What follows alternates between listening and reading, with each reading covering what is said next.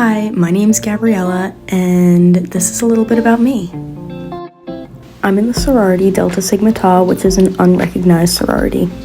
I've held pretty much every single position there is to offer, and I've met pretty much all of my closest friends in this sorority. This is Grayson. She's one of my littles, and she's also my roommate. And this is Wendy, my other roommate. We love to hang out, and we do daily debriefs where we just act silly. Listen to the bass go. Listen to the bass go. Listen to the bass go. This is my boyfriend Ryan. Everyone say hi, Ryan. Isn't he so handsome? Look at his face. I'm also in the Army. 2 summers ago, I spent a month in California in the desert doing pre-deployment training. It was a lot of fun. And get money no matter the coast. Having some water, I'm having some boats. Got that dope, that show lows. He's a worker and I am a boss. Little baby, you out, you know you was wrong. You lying, watch your tone. I'm too fine. I actually have about 8 tattoos, and I love them all equally. I started getting tattoos, I think, when I was 15, and ever since then, I haven't been able to stop. This is my big sister, Amanda. She's my absolute best friend in the entire world, and she made me the lucky godmother and aunt of my little baby Easton. And lastly, this is my little chicken baby, Tito. I don't think I could love anything else in this world more than I love him. And yeah.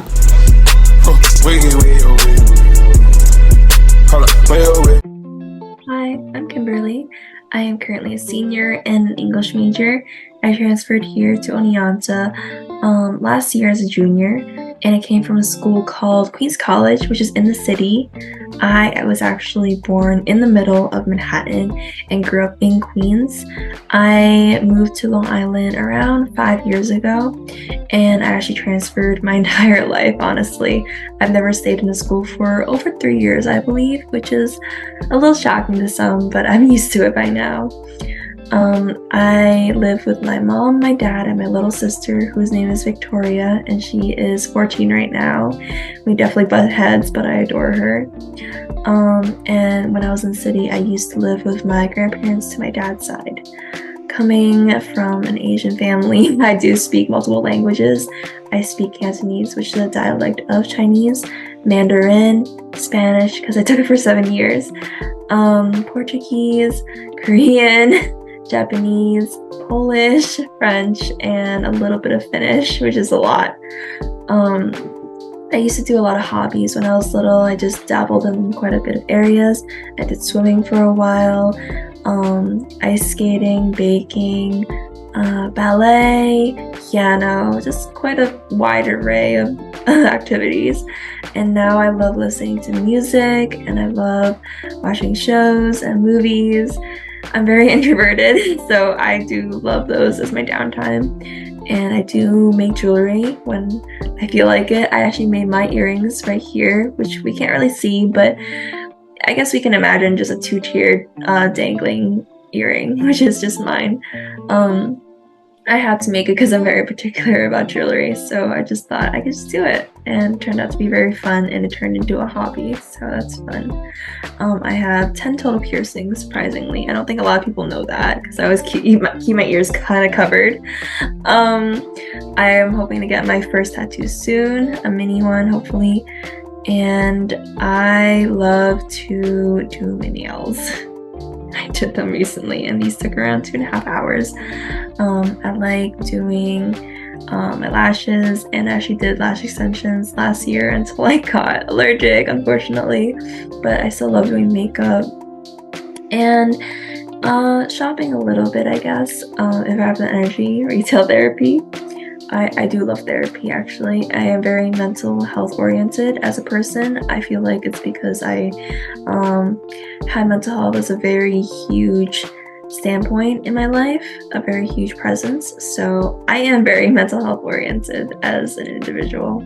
And as an RA, I also am one. I am currently an RA for McDuff Hall on campus. I have around 19 residents. 16, which are guys, which really scared me when I was starting, but they are sweethearts, so I don't mind. But yes, I feel like I am very mellow as a person. I really enjoy very minute things, I believe. I love mountains. I love clouds, as we can tell. I love clouds. And I like the color gray and the season autumn, which is the season I was actually born in. So birth season, hooray, and currently the season we are in, which is making me very happy. But yeah, that is a very little snippet of what I'm like as a person, but I hope that kind of gave you an inkling. I understand that this approach is somewhat atypical, but I deem it important, if not necessary. I don't know if who we are is who we believe ourselves to be.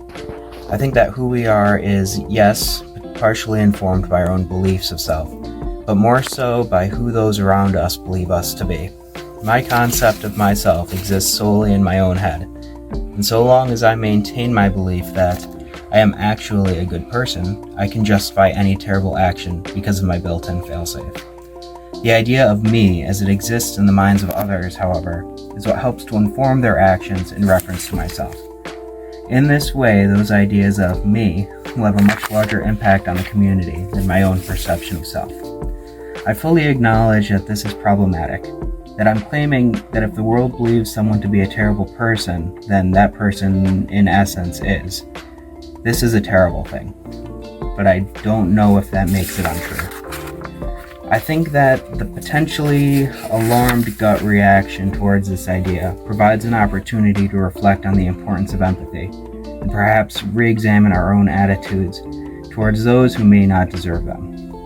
If your concept of me is the true me, then the reverse is true as well. I'd like to emphasize that I have not read any of these. They were written on the condition that I will not read them. Honesty for this kind of exercise is paramount. I've written one for myself as well, despite my stance, because I'm not entirely confident that my approach is in the spirit of the assignment. In essence, I suppose my point is that we are not merely who we believe ourselves to be, we are also who others believe us to be. And it is my opinion that it is far better to be a terrible person who commits acts of empathy than the other way around.